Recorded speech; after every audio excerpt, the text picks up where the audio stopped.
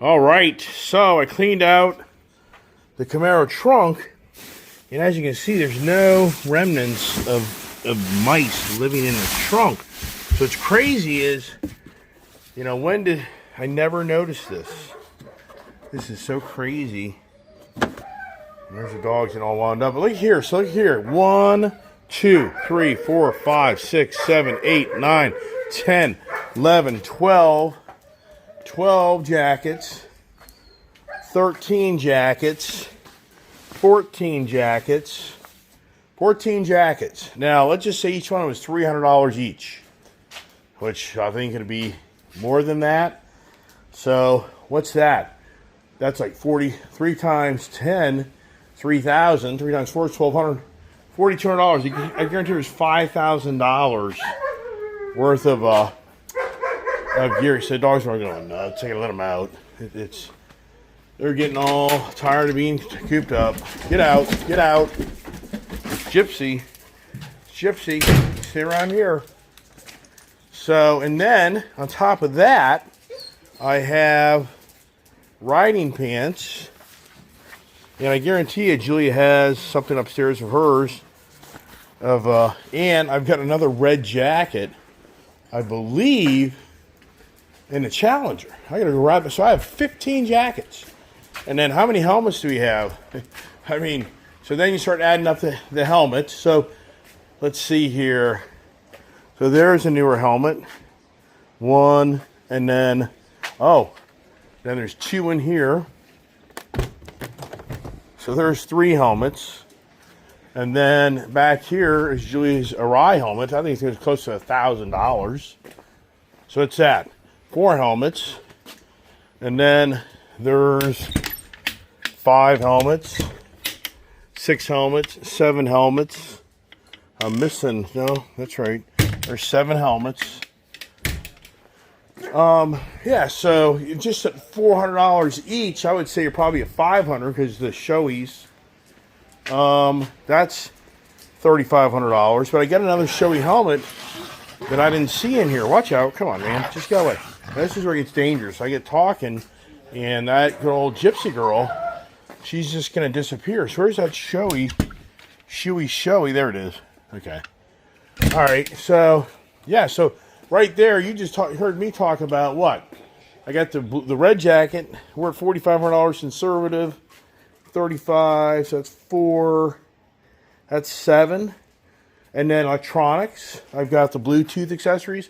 So a conservative number, I've got $8 grand. Easy. I didn't even factor the pants.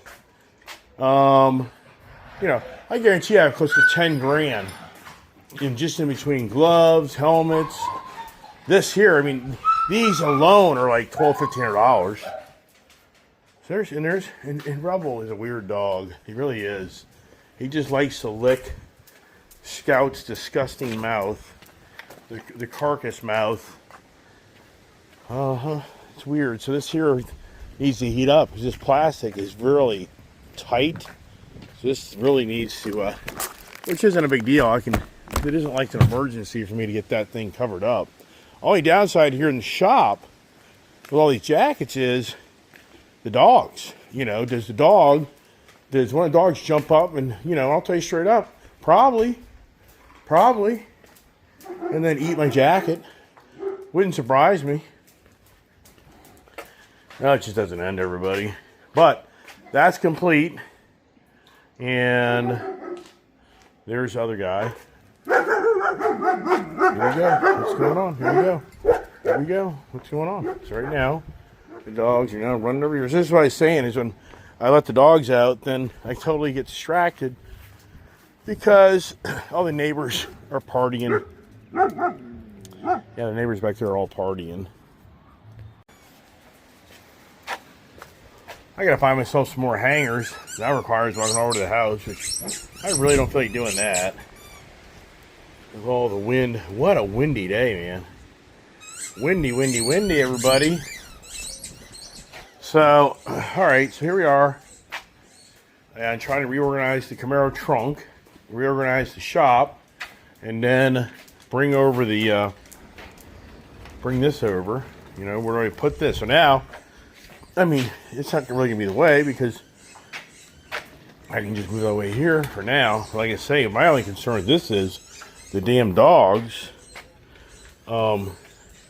jump up in the middle of the night and they decide to have that for their chewies. So that's not comforting. That plastic cover would definitely deter that. So hopefully that heats up more so it's more easy to move. Week from today it would heat up very quickly. Week from today it's like 90. Yeah, next week it's a whole new game in this whole area. We're gonna go from freezing your ass off to being sweating your ass off. That's where it's all going.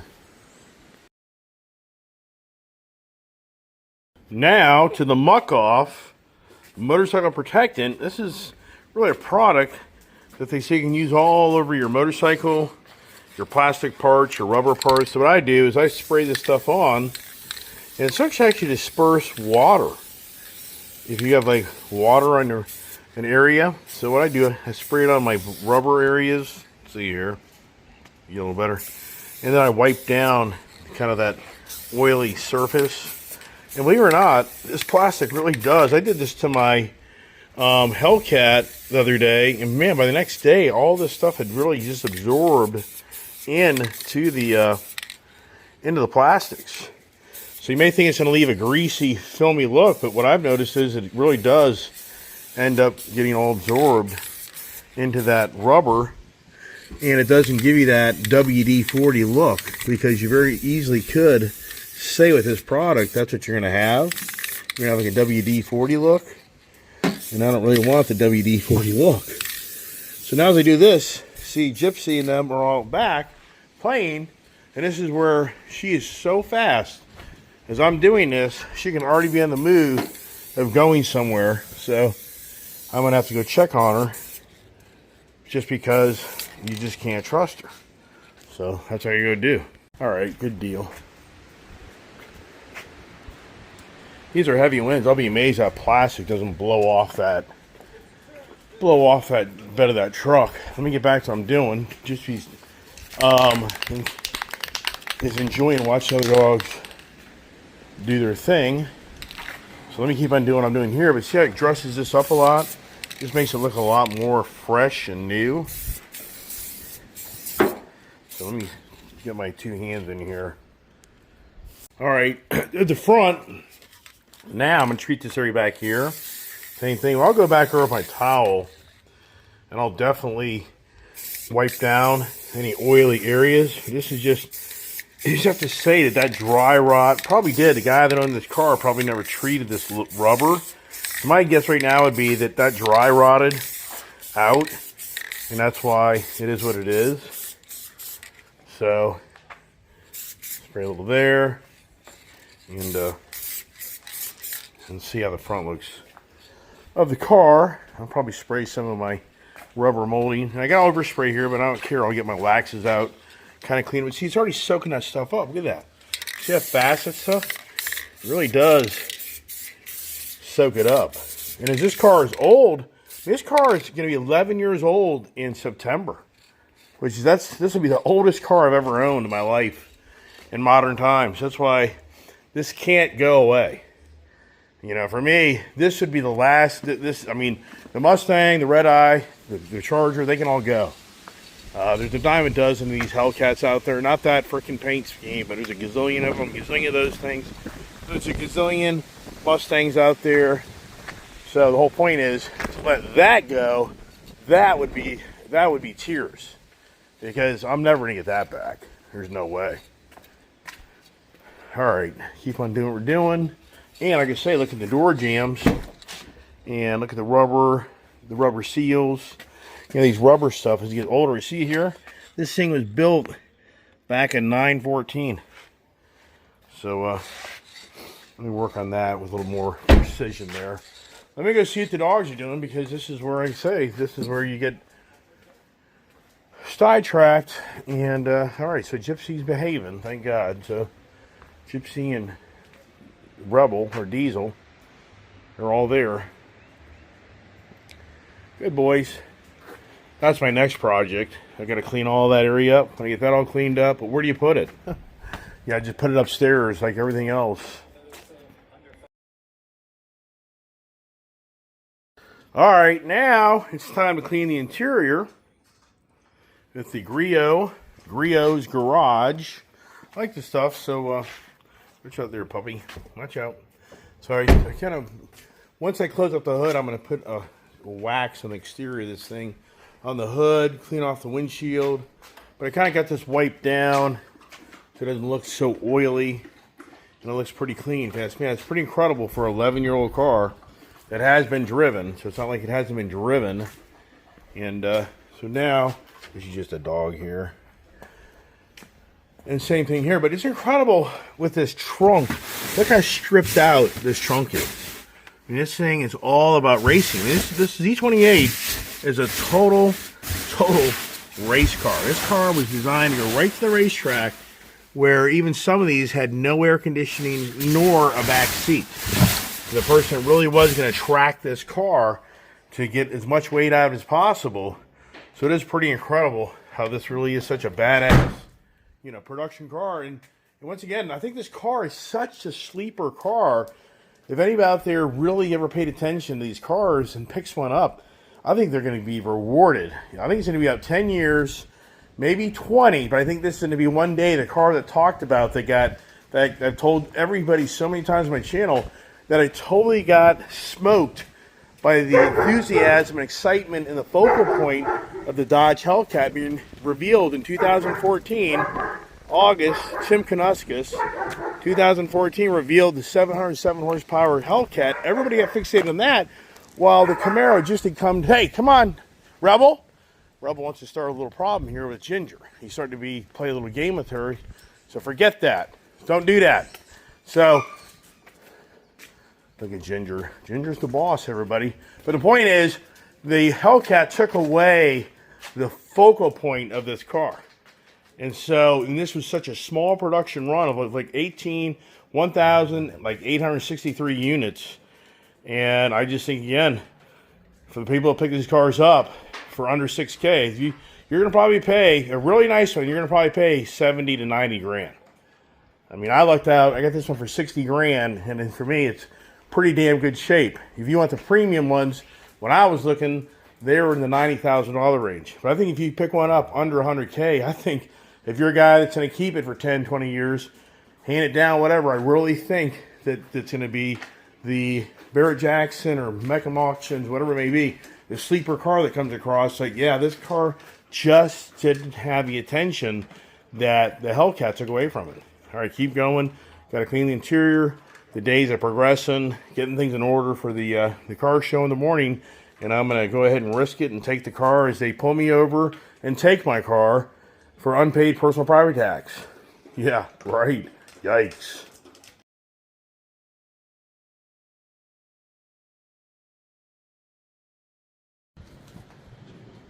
All right, I bought the dogs more toys, and they're content for the moment. Now, this car doesn't have a lot of leather in it, but it does.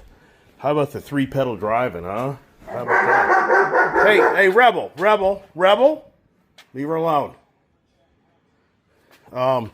Yeah, so not a lot of leather in this. More velour cloth, I guess you could say. Hey, Rebel. Leave her alone. Oh, here we go. No. Gypsy. No. I have no idea if they're chasing right now. This is what I say. See, this is where locking the dogs down. So here's some dumbass guy on his motorcycle all the way down the end of the road. Or the kids. No, it's the kids. All right. I thought it was some guy parking the street. So look at Rebel go. Rebel's chasing the kids. Look, these guys are getting a kick out of that. Look at him go. Is that classic? That's pretty classic, everybody. Yeah, so Gypsy, no. You stay here.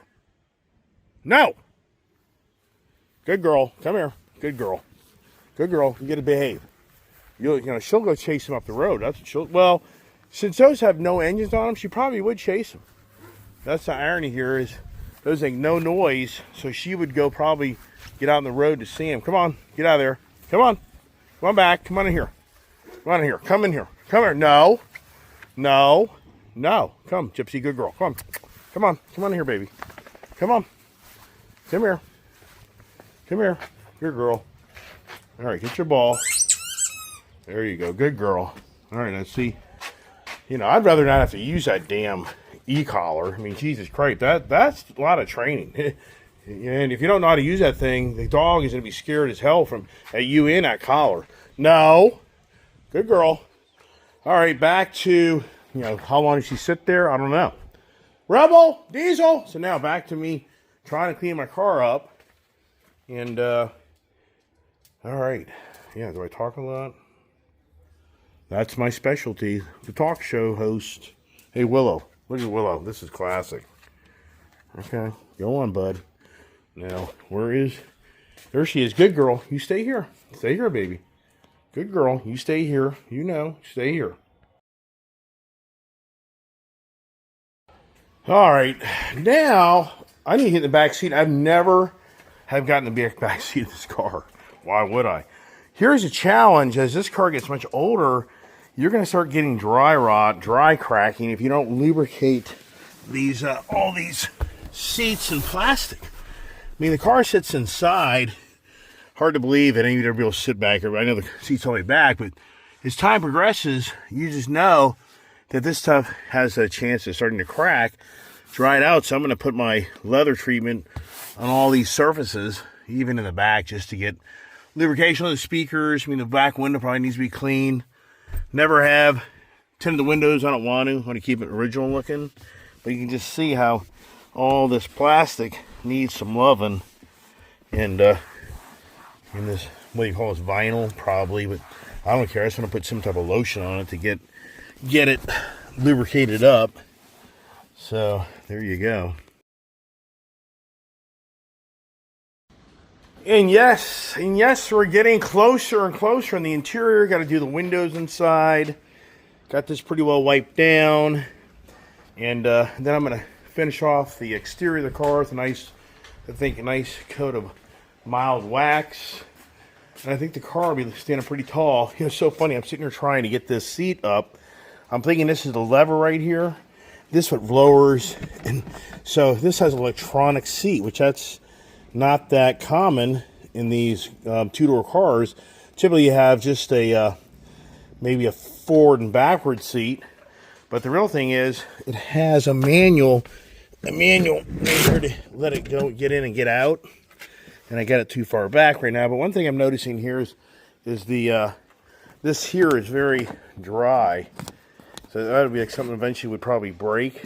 It'd be brittle. So all right, let me keep moving, everybody. All right, they're doing all right. They took off from the field.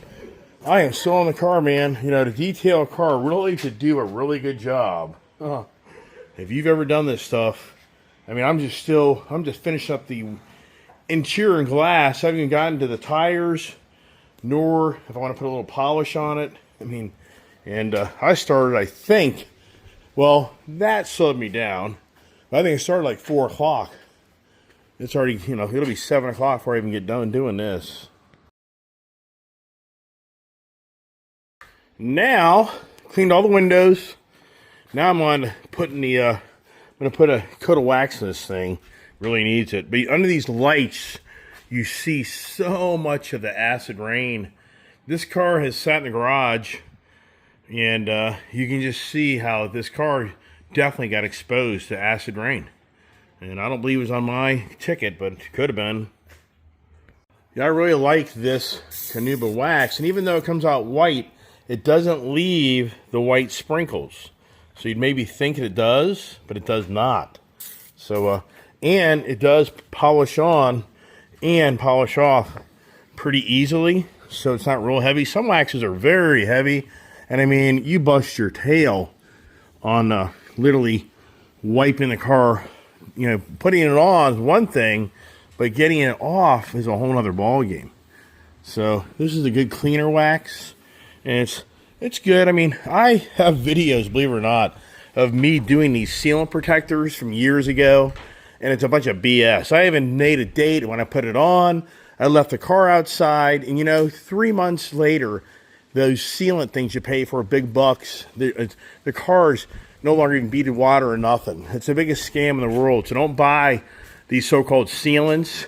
They don't work. And you have to use special gloves. I've done this stuff because a lot of people say, put a PP. I mean, this car, if it had a brand new paint job on it, yes, I would definitely do a paint protection film on it.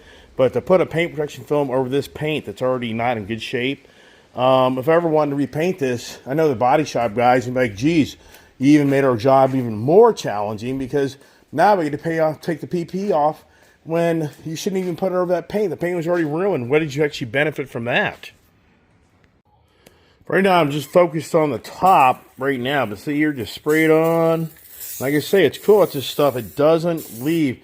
That dry washing guard stuff I used to sell, that stuff used to leave little white sprinkles everywhere. It was the worst because we get in between all the door jambs, the trunk, the hood, anywhere you spray that stuff, and then it would dry up, and you'd have this white, like powder look in between the surfaces of your car. So that stuff there was just terrible. I only wish I was smart enough back then to be the guy to come out with the spray wax, clear wax, but it's never meant to be, I guess. It's just me to be the grunt man, talk man, and there's Gypsy eating a piece of plastic. And there's other dogs up there. I need to move my Ram truck into that area so they can't see up the road. See, that opens an opportunity. If my Ram truck's there right now, they wouldn't see that.